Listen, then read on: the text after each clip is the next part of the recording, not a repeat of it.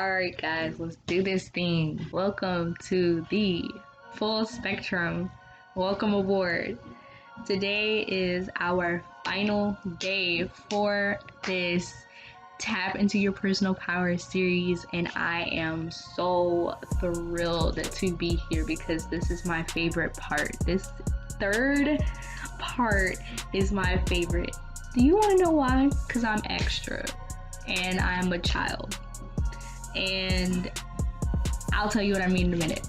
So the first 10 were basically practical ways that you can tap into your personal power, things that require learning and research and really getting to know yourself, and really easy to do things in the moment. So the final 4 that I'm doing are a bit on the woo-woo side. I think there might be one that's not so much woo-woo, but listen carefully, listen to me as I say this to you. Woo-woo does not mean hell, okay? So if there are any body of any faiths that believe in a heaven or hell, trust me when I say that you're okay. Okay, like these things are basically done throughout every religion or spiritual practice anywhere in the world, just in different ways. So if you're afraid of tapping into something that you shouldn't, that's fine. You don't have to worry about that. And if you still are concerned at the end of this video, you know, there are 10 other ways, maybe 11 other ways that you can work on yourself without having to do the woo-woo. I'm just a lot of fun. I like, you know, visualizing and pretending, and I like these things. So this works for me. It's really a test of my faith. It's really exercising my faith to me. So that's why I really enjoy these.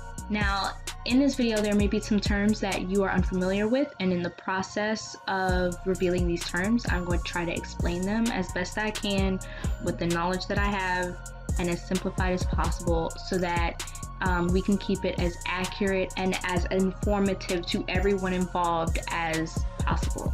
So without further ado, let's do this. Number 11, meditate on the solar plexus. Now, the solar plexus is located behind the navel, a few inches behind the navel, and it is one of many chakra points. Now, chakras you may have heard of if you've watched Avatar: The Last Airbender or anything like that, or maybe you watch anime. Chakras are energy centers in the body that are in charge of many different physical, mental, spiritual, and emotional aspects of ourselves. And you may hear people mostly talking about 7 of them, but we have a lot. The solar plexus is one of the 7 main ones, and like I said, it's located behind the navel, a couple of inches behind the navel, or you can focus on the area of your back that's directly behind the navel. The solar plexus chakra is a yellow color. They have colors, and the 7 main ones are the 7 colors of the rainbow. So imagine the bright yellow sun. That's the solar plexus. You have the sun within you. Oh, that's deep. The solar plexus is in charge of, physically, it's in charge of your gut health, basically. So your stomach, your intestines, things like that. Mentally, it is your confidence, your empowerment, self-empowerment. Spiritually, it's your power potential. So how much power you're able to exert. The solar plexus chakra is your leadership chakra, basically. So when you are in a leadership role, you're tapping into that.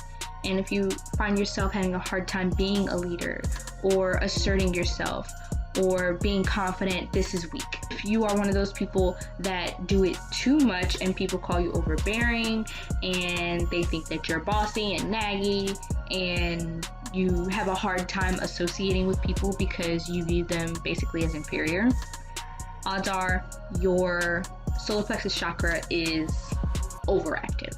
So when it comes to your chakras, you can be underactive, you can be overactive, it can be closed, it can be open, which is what we want it to be. If you're watching this video, odds are your solar plexus chakra may be underactive.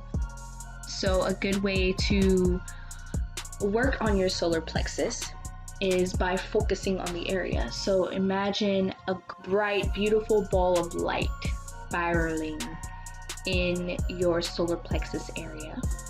Close your eyes, take deep breaths, and focus it, growing and growing and growing and getting brighter and brighter. For me, I enjoy imagining that brightness encasing slowly with each breath, encasing my entire body, and I'm glowing in a bright yellow light. And I do that for all of my chakras. I start off small and then work my way to my entire body to where this color is encasing my body.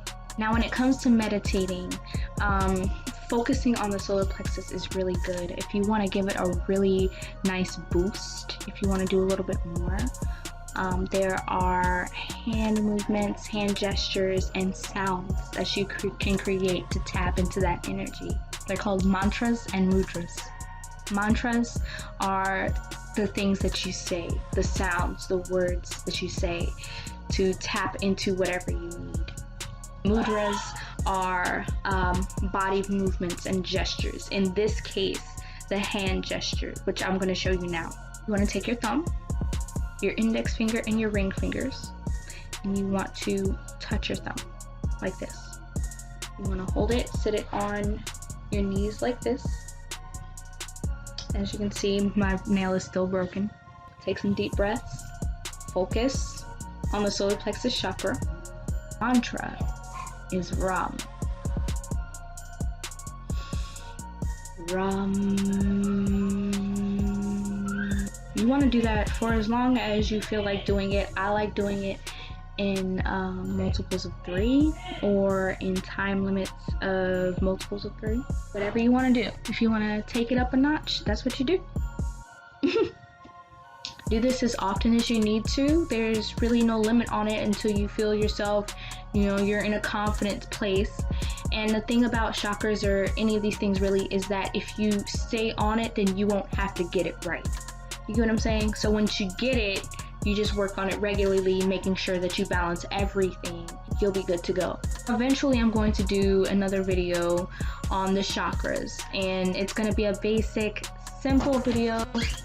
Hopefully that'll help out a lot of people. Again, if you're afraid of chakras, you don't have to worry about it. I gave you 10 other ones you can do instead, and I'm going to give you a few more. So if you feel uncomfortable with that, that's fine. But I would recommend giving it a try anyway, because honestly, it's a part of the body. That's just my opinion, but I can't force anything on you guys. I'm not here for that. The next one, number 12, try affirmations. We all know affirmations, how they work, how to do them. We know, you say good things about yourself, and it's very good to be a nice person to yourself, encourage yourself. Sometimes it's helpful to have affirmations prepared or intentionally say them.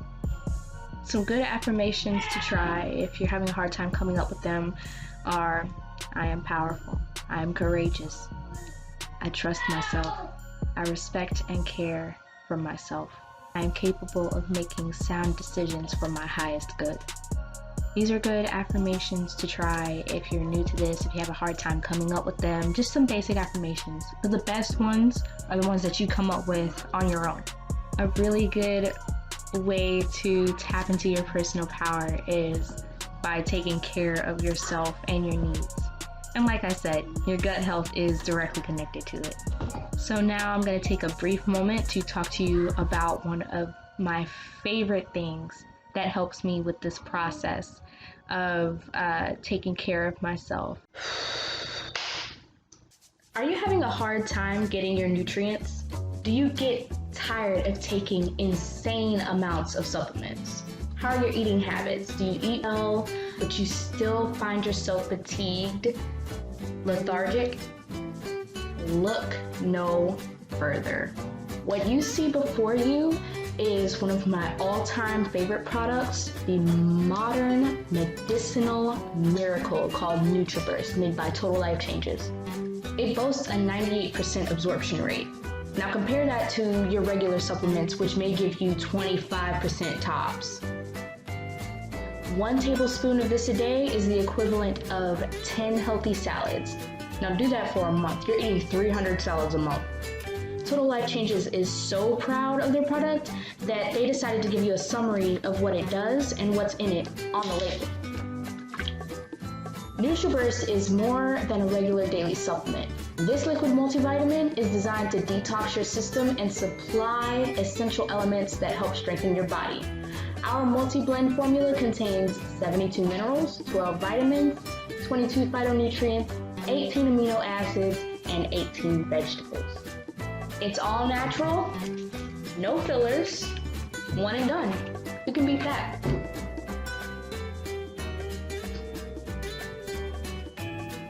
It tastes like a Flintstone vitamin too, without the weird chalky aftertaste. Click the link below if you're ready to get started on your health and wellness journey, and please feel free to check out the other products on the website. They're all phenomenal, they're all amazing. Like I said, this is my favorite, so I wouldn't say that's a bad place to start.